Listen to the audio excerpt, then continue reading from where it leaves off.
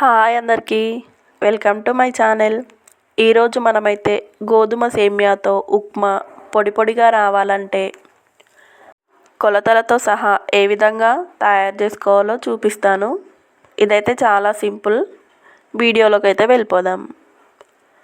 దీనికోసం ముందుగా stove on చేసుకొని ఒక కడాయి పెట్టుకోండి. అందులోనే ఒక 1/2 టేబుల్ స్పూన్ ఆయిల్ని అయితే వేసుకొని అందులో ఒక 1 కప్పు సేమ్యానైతే వేసుకున్నాను.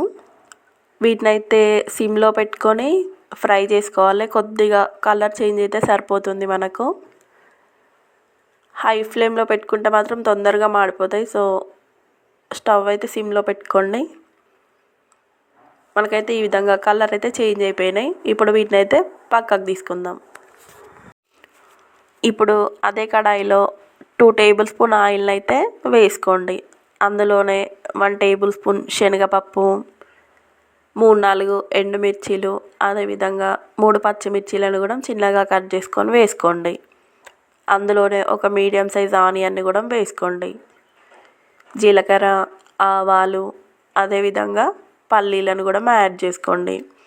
అలాగే జీడిపప్పును కూడా యాడ్ చేసుకొని ఒకసారి అయితే మంచిగా అంతా కలుపుకోండి.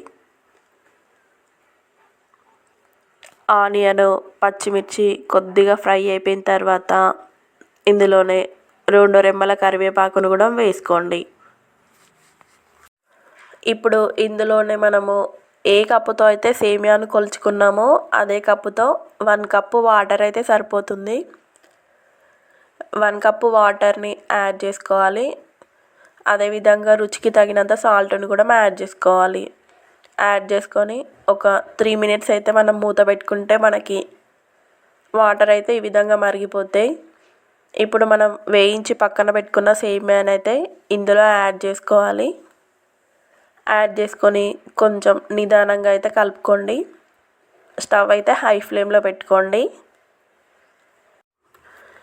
దీన్నైతే ఒక 2 మినిట్స్ అయితే హై ఫ్లేమ్లో ఉంచుకొని కొంచెం నిదానంగా అయితే కలుపుకోండి. మనకి సేమియా కొంచెం దగ్గరికి అయ్యే వరకు అయితే కలుపుకోవాలి.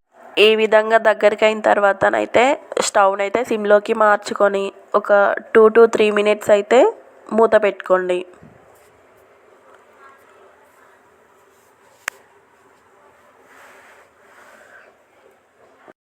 మనకైతే సేమియా మంచిగా కుక్ అయిపోయింది. ఇప్పుడైతే చివరగా కట్ చేసిన కొత్తిమీరని అయితే యాడ్ చేసుకొని మరొక్కసారి మంచిగా కలుపుకోండి.